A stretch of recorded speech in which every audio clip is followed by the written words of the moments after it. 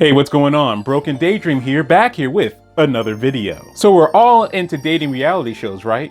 Well, I'm not. I haven't seen one in over a decade. I mean, back in the day, I watched Flavor of Love, A Shot at Love. But again, I haven't had any interest in a dating reality show in over a decade. But make a 18+ ecchi manga about a dating reality show, now you have my attention. It's called Who Wants to Marry a Billionaire? But before we get into this manga, it got me thinking now, like, why hasn't there been an anime about a dating reality show before? I feel like that would do really well. For example, make 5 to 10 waifus compete for one guy's love. Every couple of episodes, one of the girls will get voted or kicked off the show.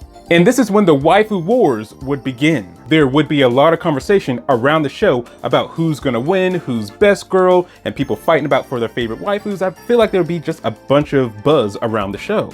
And when they do a season 2, they can bring back a couple of girls, a couple of favorites that didn't win the previous season to give them another chance. I just feel that an anime dating reality show would just print money. But that's enough of my little tangent. Let's talk about this manga. In this world, there's an extremely popular show called Who Wants to Marry a Billionaire, where 6 women compete for the love of one extremely rich man. The show happens over a course of 2 weeks, and at the end of those 2 weeks, the bachelor gets to choose who he wants to marry. Right now, the season finale is happening. They're down to the last 2 girls, they're down to the last challenge, and the bachelor decides to ask them to start taking off their clothes. The one who doesn't take off her clothes is the one he chooses to marry. There's a lot of chatter around the show that it's rigged, the girls don't actually marry the guy, it's scripted, but that doesn't matter because the show is making money. This is when we're introduced to our main character, Yuna, a big fan of the show. Of course, she wants to get on the show, marry a billionaire, and become rich. She feels like she has the perfect strategy to win, so she signs up for the show in hopes of getting picked to be put on. Well, lucky for her, she was chosen, along with 6 other women. We have Azuma, a childcare worker, Yuzuki, a restaurant worker, Yamada, she's in the entertainment industry, Ida, a corporate manager, Ruka, a college student, no, not that Ruka, and Yuna, our main character. My favorite based off first impressions is Yuzuki.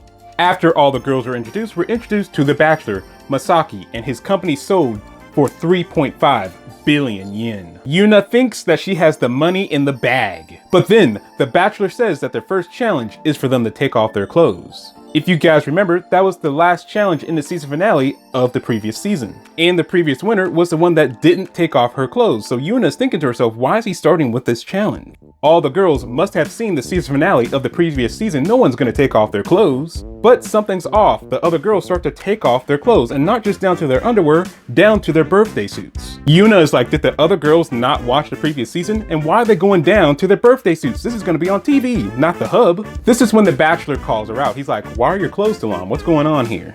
Her answer is that, oh, I believe that you're an upstanding guy that wouldn't want a girl just to take off her clothes at the drop of the hat. He's like, oh, okay, you're off the show. So our main character has already lost. This is when the host pulls her aside, and then twist number 1 is revealed. The host explains that this is not the regular show. See, when she was watching the show, she was watching it off a pirated website. So when she went to go sign up for the show, it led to a link for the underground show.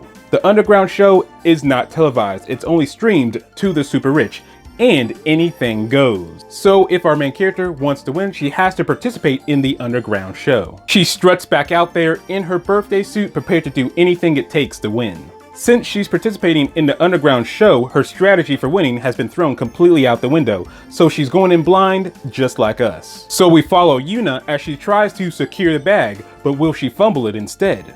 I was surprised by how much I enjoyed the first volume. I really like how the bachelor actually wants to get married and wants the woman that he marries to actually be in love with him and not just want him for his money. This is when twist number 2 is revealed. Once one of the girls has married him, they cannot get a divorce. I'm not quite sure what he means by that. Is he like, oh, you're trying to divorce me? Yeah, I don't think that's gonna happen. I really like how the manga takes full advantage of this being a reality show. All the girls lay ground rules for each other, so if one of them breaks them, they get to try to kick the other one off the show. For example, one of the rules is that the girls can't be out their rooms past midnight. Some of the girls form team-ups like, hey, you scratch my back, I scratch yours. And of course, none of the girls know who to trust, who's lying. I don't want to spoil anything, so all I'll say is that as we learn more about these girls, we learn that some of them are actually pretty dangerous. And like I mentioned before, anything goes, and I mean anything. I'm also interested in seeing what other challenges The Bachelor comes up with. Hopefully we get some fun, creative ones. So again, I'm loving this manga. I can't wait to get my hands on volume 2. So if you're looking for a fun, interesting, ecchi manga, definitely give this one a chance. So if you guys like this video, like the video. And if you like me, subscribe to me. And as always, this has been Broken Daydream. And I'll catch y'all next time. I'm not gonna be